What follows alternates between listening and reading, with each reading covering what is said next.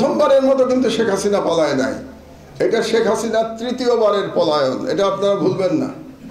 ইতিহাস সঠিকভাবে আমাদের সবার জানতে হবে।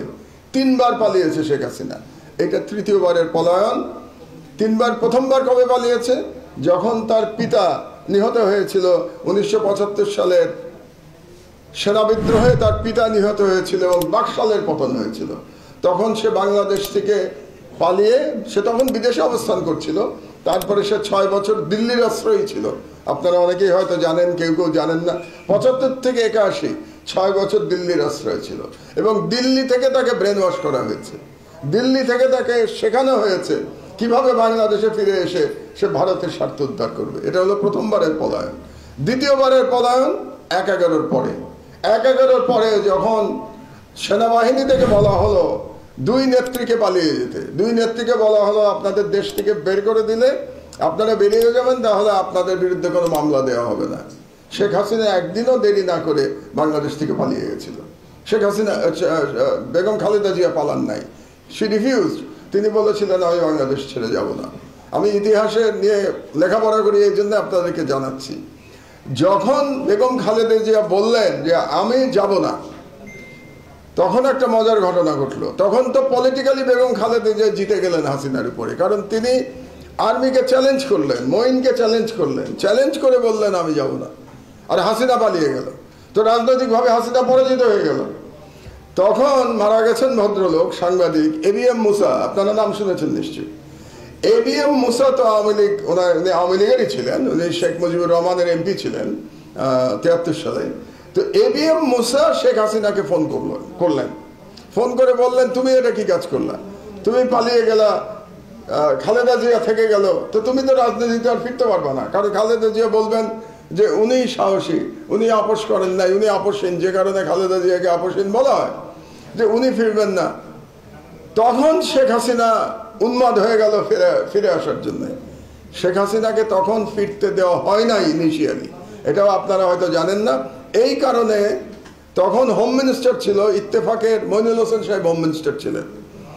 তিনি রাজি হচ্ছিলেন না শেখ হাসিনাকে ফেরত আনতে। এই কারণে কিন্তু মইনুল হোসেনের প্রতি রাগ শেখ হাসিনার শেষ দিন পর্যন্ত ছিল, এবং আপনারা জানেন মইনুল হোসেনের উপরে কিরকম অত্যাচার করা হয়েছে। এটাও হাসিনার এক ধরনের প্রতিশোধ। হাসিনা যখন ফিরতে পারছিলেন না, তখন হাসিনা ফোন করলেন কাকে? প্রণব ব্যানার্জিকে, প্রণব বাবুকে ফোন করলেন। প্রণব বাবু তখন ভারতের পররাষ্ট্রমন্ত্রী। প্রণব বাবুকে ফোন করে বললেন যে আমাকে তো আসতে দিচ্ছে না, এখন আমি না আসলে তো রাজনৈতিকভাবে আমি জিরো হয়ে যাব, তো বেগম খালেদা জিয়া হিরো হয়ে যাবে। তখন প্রণব মুখার্জি ফোন করলেন মঈনকে, এবং মঈনকে বাধ্য করলেন যাতে শেখ হাসিনাকে ফিরে আসতে পারে। এটা হলো দ্বিতীয় পলায়নের কাহিনী। এবার হলো তৃতীয় পলায়ন। কাজে শেখ হাসিনা যে বলে না হাসিনা পালায় না, হাসিনা পালানোর জন্যই জন্মেছে। হাসিনা পালায় না মানে কি?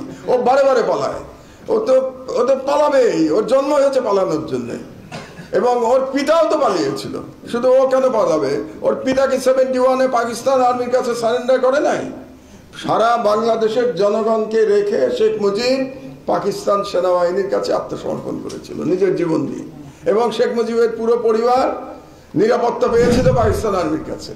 সুতরাং বাংলাদেশের লোক নিহত হয়েছে, বাংলাদেশের লোক মুক্তিযুদ্ধ করেছে, কিন্তু শেখ মুজিব নিরাপদে ছিল, শেখ মুজিবের পরিবার নিরাপদে ছিল। এটাই হচ্ছে 71 সালের প্রকৃত ইতিহাস।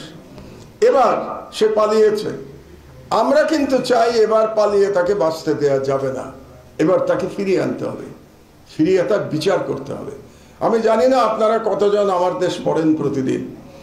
আমার দেশে গত কয়েকদিনে যে স্টোরিগুলি, আমাদের লিড স্টোরিগুলি গেছে, তার মধ্যে 3টা স্টোরির কথা আমি একটু আপনাদেরকে বলতে চাই। একটি স্টোরি হলো, প্রথম যেদিন আমাদের পত্রিকা বেরোলো সেদিন আমাদের লিড নিউজ ছিল যে শেখ হাসিনা ভারতকে বলেছিল বাংলাদেশ অ্যাটাক করবার জন্য, ঢাকা অ্যাটাক করতে বলেছিল শেখ হাসিনা। এক, তাহলে সে প্রধানমন্ত্রী থাকা অবস্থায় আরেকটা বিদেশি শক্তিকে বলছে বাংলাদেশে আক্রমণ চালানোর জন্য। এক। দুই, ইলিয়াস আলীকে যে গুম করে হত্যা করা হয়েছে এর ডাইরেক্ট নির্দেশদাতা শেখ হাসিনা। কারণ যখন ইলিয়াস আলীকে কিডন্যাপ করা হলো, কিডন্যাপ করা হয়েছে হাসিনার নির্দেশে, এবং র্যাব যখন তাকে হত্যার জন্য পারমিশন চাইল, এই পারমিশন দিয়েছে শেখ হাসিনা। দ্বিতীয় স্টোরি। অ্যান্ড থার্ড স্টোরি, এই যে হেলিকপ্টার থেকে যে স্নাইপারে গুলি করা হয়েছে, এর পুরো প্ল্যানিং করেছে তৎকালীন